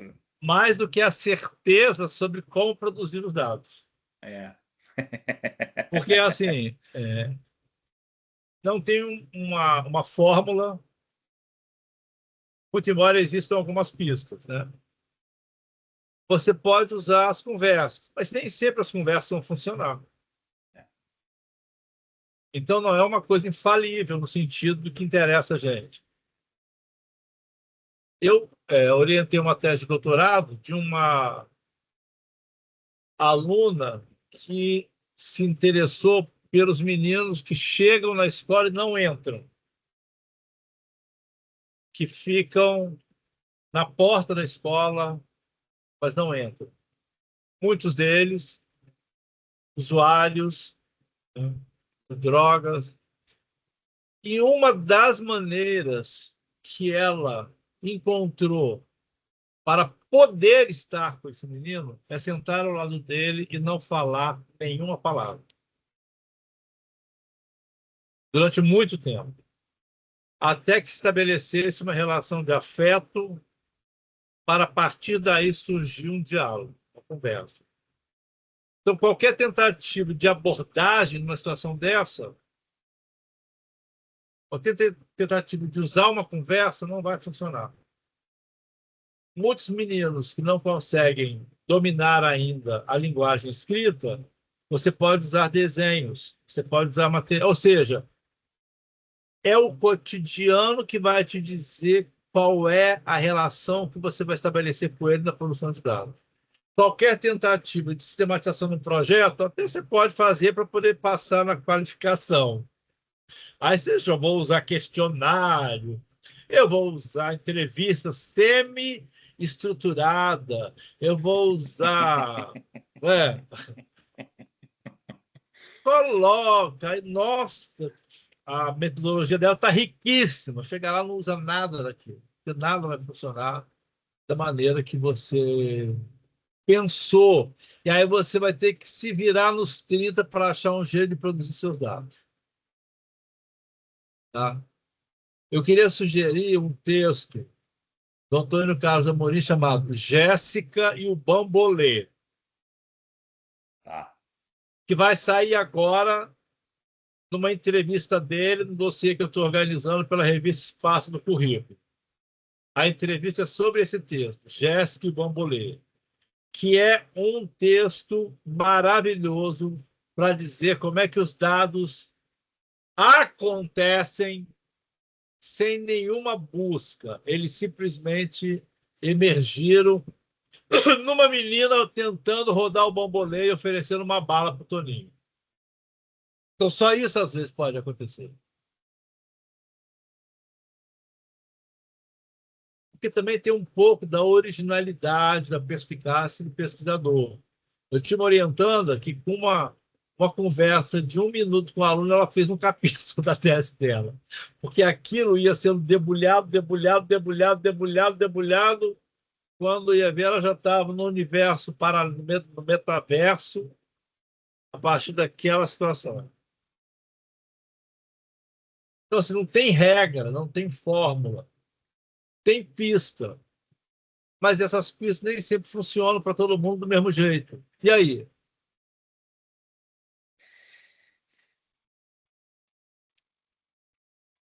Daniela, quer falar? Levantou a mão, cortou. Oi, professor. Não, é que como a gente está no começo, né? Eu, Renato, a gente está no início da caminhada e a gente se depara com a disciplina obrigatória, né, do projeto de pesquisa e vê infinitas possibilidades dentro da metodologia. Às vezes eu penso por onde eu vou começar, né? Como que eu vou fazer? Enfim, mas eu agradeço muito, professor. Estou aqui quietinha, só ouvindo mesmo. Vou buscar o texto. Muito obrigada, professor. Vamos tateando, aquela coisa. A questão é antes tatear, antes de dar a resposta. Talvez o método venha depois. Isso. Seja a última coisa que a gente escreva, seja sobre o método. Então, Ferraço, deixa eu Oi, só fazer querido. uma última, deixa eu só fazer uma última pergunta, então. Talvez, e é uma pergunta de uma polêmica que surgiu no nosso grupo, quando fizemos no mesmo ano a leitura do Michel de Certeau e a leitura do Segurança, Território e População do Foucault, porque a gente estava trabalhando justamente a questão do campo do cotidiano e como a gente ia trabalhar com as questões de economia política, porque a gente está preocupado, inclusive, como que toda a composição política econômica ela cai nesse cotidiano para a gente entender justamente e a gente construir um pouco melhor a nosso conceito de democracia. E apareceu a seguinte questão, por culpa minha, eu causei a polêmica, justamente por causa do encontro do Foucault com o Certeau, do encontro-desencontro, né? Eu me pego muito, e isso junto com a Erika, a gente escreveu para a carta do livro que vocês estão organizando, a questão das táticas e das estratégias. Por quê? Porque pela nossa compreensão do Certeau, a gente entendeu que a estratégia ela é um exercício que vem de um poder ou de uma ciência de Estado, ou de uma ciência maior, ou de uma estrutura molar. E as táticas, elas justamente são a prática de resistência no cotidiano. Perfeito. Fazendo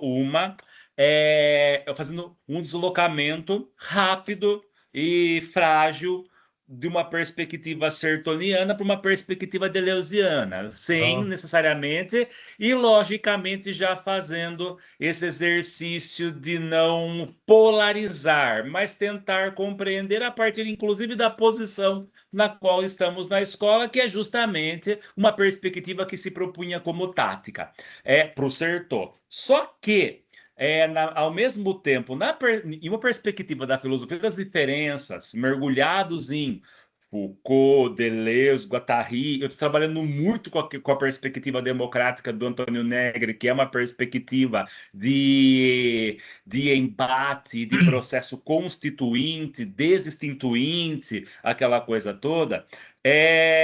A gente percebe que talvez a estratégia esteja sendo por parte do menor, porque partindo da perspectiva deles, a criação se dá no cotidiano, a criação se dá na resistência, a criação se dá nesse exercício de produção de afetividades a partir das relações entre as pequenas potências com as outras pequenas potências, e o poder justamente ele é só reativo.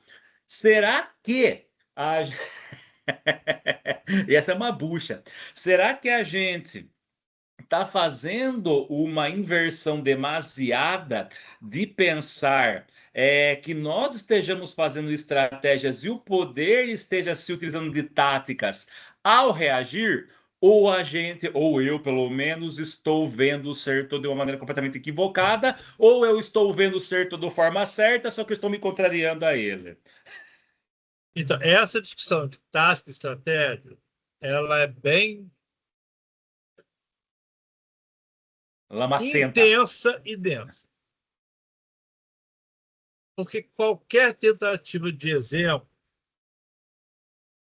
acaba meio que criando campos de separação de tática e estratégia. Depois de muito ler o setor,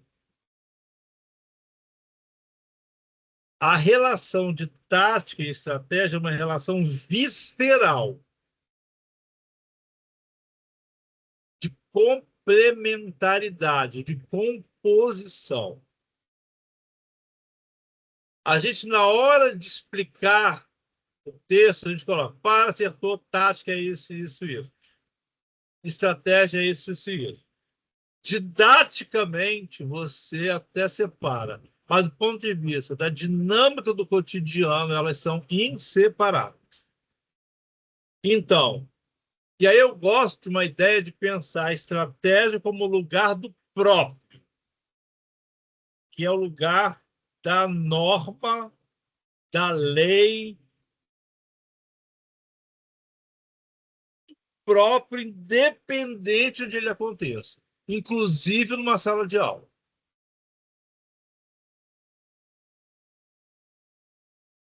O próprio Deleuze fala que o Estado também é movimento. A máquina do Estado também está se movimentando. Tem táticas e estratégias ao mesmo tempo. Né? Se você vai uma vez um aluno falou, professor, o que o menino que vai não faz o dever que a professora passou e inventa uma desculpa. Isso é uma estratégia? Isso é uma tática de resistência? Não sei. Não sei a relação que ele estabelece naquela condição, porque pode ter se tornado um lugar de afirmação de um próprio dele, então é uma estratégia. Porque para ser tática, ela tem que surgir no tempo de uma maneira inesperada e ao acaso. E se ela se mantém, se transforma numa estratégia.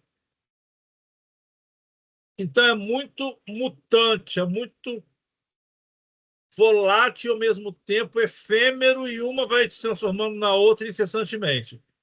Vão surgindo, insurgindo táticas que vão o tempo todo se transformando em estratégias. São cooptadas e transformam em estratégias.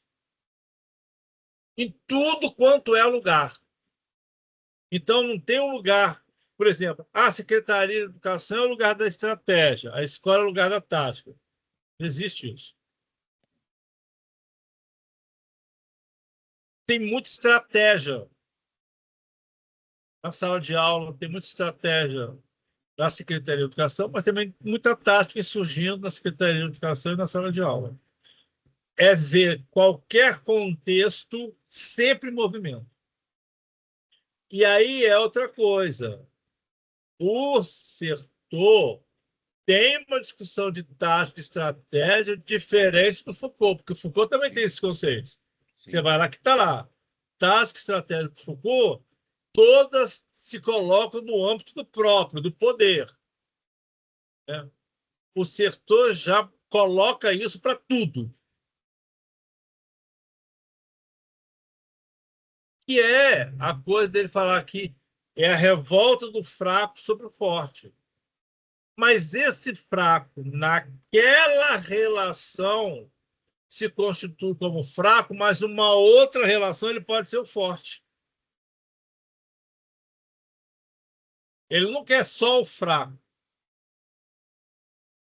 E ele não quer só o forte. Ele é as duas coisas e muito mais ao mesmo tempo. Então, assim, eu acho essas discussões até legais, mas eu acho que elas, no final das contas, dependendo de como são trazidas, atrapalham mais do que ajudam. Espaço e lugar é outra coisa que o setor traz, né? se a gente vai pensar em espaço e lugar, é a mesma coisa de tática e estratégia. Mas o que, que é? Você tem uma sala de aula que está configurada num lugar do poder. E aí as pessoas entram e modificam. Então, o espaço e o lugar estão o tempo todo se alternando. Então, é difícil capturar a coisa no movimento, é isso que eu quero dizer. Entende? Que, à medida que você traz o conceito, você congela. Então, isso é tático. Eu já vi várias teses, dissertações, dizendo o que é tático e o que é estratégia naquela situação. E aí eu sempre pondero, mas por que você chegou a essa conclusão? Ah, porque o menino na hora fez uma... Sim, mas aquilo pode ser um modus operandi dele recorrente. Então, uma estratégia. É uma afirmação do lugar do próprio. A própria discussão na linguagem. Quando você pega um texto do ponto de vista das normas, da gramática, é o lugar do próprio, da regra. Então, uma estratégia. A escrita é estratégica. Né? Agora, a escrita deixa escapar a sua diferença. E aí, aquela escrita que é estratégica, ela deixa escapar, até na produção de sentidos, que ela não queria dizer, mas foi que acabou sendo pensado uma tática de sentidos ali. Então, assim, eu procuro não entrar nessa, porque ela é isso que você falou, a gente acaba querendo dar exemplo e os exemplos comprometem a teoria. Então é melhor trabalhar o tempo todo com a ideia de movimento, de redes, que aí está tudo ali ao mesmo tempo, tudo ao mesmo tempo agora, embolado, misturado. Agora, você pode dizer, algumas situações nos sugerem táticas de sobrevivência, mas que não são fixas e que só estão ali porque há estratégias colocadas. Não falar de uma coisa sem trazer a outra como condição de existência dessa uma coisa. Que é mais ou menos a relação do molar e do molecular, Do inclusive na construção do sujeito, né? Exatamente. Tá. Exatamente. É. Porque aí que ela... qual é a saída do Deleuze? Molar e molecular. Fuga. Então vamos pensar só em linha de fuga. Eu acho que tempo Cronos, tempo Kairos. Olha como é difícil aceitar essa organização, né, conceitual. Ah, é o tempo da vivência. E o tempo Cronos, é o tempo relógio. Mas uma coisa está visceralmente ligada à outra. São congendradas, são misturadas. Então, vou falar de temporalidade, vou falar de tempo Ion, né? Entende? Eu acho que a filosofia da diferença te permite escapar dessas coisas.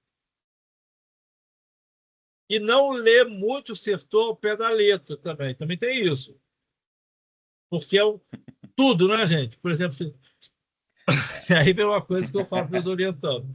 Para de dizer, para Sertor. Você não sabe se é para ele. Segundo Sertor. Como assim, segundo Sertor? Segundo a leitura que você fez do livro de Sertor. Então, não é muito mais interessante pensando com o Sertor, compondo com fulano, né? Dialoga, coloca sempre uma coisa em movimento, nunca você refém. Então, essa coisa de referência, tira essa palavra da ideia, não tem referência, tem intercessor. Quais são os seus intercessores? Porque ele te coloca no lugar de ação. Intercessor porque te faz pensar. Referência eu uso como exemplo. É uma referência, não deixa de ser, mas ela nunca é imune à sua relação com ela. Por que você escolhe determinados citações e não outros? Entendeu? A gente usa muito esses autores para compor com as ideias da gente. Isso é muito legal, né? Só que a gente não assume isso. Tem que assumir. É uma das coisas que eu falo sempre para os meus orientandos e alunos e alunas, né? Qual foi a experiência da leitura para você? Como Isso, que né? você se deu com a leitura e como ela contribui com aquilo que você está escrevendo e com a sua autoria, né? Exatamente. E pode não ter batido lá, não curti. Ótimo, não tem que curtir o tempo todo. Ah, não achei nada. Ótimo, vamos para outra, vamos buscar. E, de novo, não é relativismo, tá? É uma Não questão de não é perspectiva que a gente outra vai buscar coisa. lá em Nietzsche e vai inspirar no dele. Exatamente. É É. complexidade, é o pensamento complexo. Complexo para morrer. Tudo ter sido junto ao mesmo tempo. Né? Não tem como pensar a não ser ter sido junto. Pensamento em rede ele é muito denso, muito. A gente precisa separar, às vezes, para morrer, né, de pressão, porque senão funde. Então, os clichêzinhos de vez em quando ajudam a gente a sobreviver.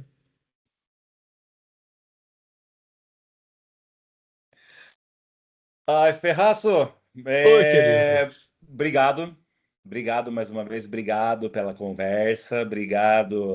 Vou sair do clichê, não falar obrigado pela aula. Morgana, quer falar? Falei, Morgana. Ou apertou Não, por. não, não, professor. Só agradecer mesmo pelos emaranhados que estão aqui agora. Isso aí, muito bom. Morgana é uma mestre nossa aí já, e ela continua no grupo também. É o pessoal Bom, que não quer sair de nós. Ferraz, obrigado então, tá? Obrigado pela gentileza, imagina, por essas 2 horas de bela conversa, de boa conversa. Eu canso de falar para as minhas colegas e os meus colegas aqui que nem você disse, uma boa conversa, muitas vezes, ela dá um pano para a manga na pesquisa. Eu tenho um mestrado sobre conversas cotidianas ao redor das pichações nas escolas. Sabemos muito bem o quanto muitas vezes essas conversas elas são produtoras de sentido que justamente a gente tem que ir não só entendendo como se produz, mas justamente também capturando como se fosse a linha de fuga da bruxa, a linha de voo da bruxa, isso. e que isso é o que justamente que nos torna capazes de produzir, sei lá, saberes, conhecimentos, significações ou coisas outras que fazem sentido para nós, né? E sua conversa conosco nos ajudou bastante a entender bastante aquilo que a gente já vem fazendo. Agradeço de novo, Que Ferraz. bom. É só para poder pensar assim, o sertão é muito inspirador, né? Mesmo com a formação jesuítica dele, com toda a disciplina que ele tinha, era um cara que nunca se limitou, nem se deixou capturar por nenhuma escola de pensamento, por nenhuma referência de pesquisa, que foi construindo, né, seu próprio modo de pesquisar. A grande aventura dele era conhecer uma teoria das práticas. Olha a ousadia dele, que nunca chegou ao fim, porque ele se deu conta de que isso era uma possibilidade, mas que deixa um rastro de, de um olhar ético, estético, político e poético na relação com o outro, numa relação de alteridade, de escuta, de uma poética do vivível, como eu falo, de prestar atenção aos detalhes, às minúcias, aos pequenos acontecimentos de uma sociedade. Então, muitas vezes habitada hiperdimensionada por grandes narrativas, por grandes acontecimentos imagéticos, por grandes narrativas imagéticas, voltar sua atenção ao ínfimo detalhe, ao pequeno acontecimento, faz muita diferença. Te coloca em sintonia com essa vida que está aí, esses movimentos sutis, como ele dizia, te coloca em sintonia com a beleza que se esconde nessas aparentes relações de controle, submissão, os escapes. Então, acho que essa é a maior aposta da pesquisa com os cotidianos. Não desconsiderando essa infraestrutura, essa dimensão avassaladora, mas em meio disso a vida está acontecendo. E é em busca dessa vida que está acontecendo, os detalhes, que a pesquisa na educação achou uma força que eu acho que tem crescido cada vez mais. Mais e mais eu tenho ouvido pessoas que estão se colocando nessa relação de uma pesquisa com os cotidianos, porque estão falando da relação delas com o mundo. No fundo, é isso. A pesquisa atravessa o pesquisador. Então, eu queria agradecer, porque também esse encontro é um exercício para mim. Né? Eu vou falando essas coisas que eu não tinha pensado nada disso antes. E aí as coisas vão surgindo, eu vou anotando, eu saio daqui um monte de ideia para poder escrever mais coisas. Então, assim, e essa coisa da escrita, ela ajuda muito. Porque você vai buscando maneiras de dar vazão a isso. Porque só falar, às vezes, não dá conta. Então, você tem que... Você pode fotografar, você pode filmar. Eu gosto de escrever. Então, a gente tem que buscar essas formas também de se colocar nos verbos da vida, digamos assim. Como eu falei, não tem o re nos verbos da vida. É muito legal de pensar, né? Ah, eu vou reler o livro. Não existe isso. Você vai ler de novo aquele livro. É uma outra leitura, uma outra coisa, um outro movimento. Se dá conta de que você está em trânsito, em movimento o tempo todo, mesmo achando que você não sai do lugar, é muito louco isso. Enfim, obrigado, Rodrigo, por esse bom encontro no sentido, né, Spinoza. Espero ter inspirado algumas... Porque é só isso que eu posso fazer, inspirar. Lançar algumas ideias para ver se elas acabam fazendo sentido para vocês. E até uma próxima vez. Essa é a ideia, Ferraz. Essa é a ideia, nossa. Gente, obrigado de novo. Vou dispensar vocês hoje, não vou segurar vocês. Hoje, amanhã, para nós, na Uniso é feriado, sexta-feira também é feriado, e a gente volta trabalhar só segunda-feira, pelo amor.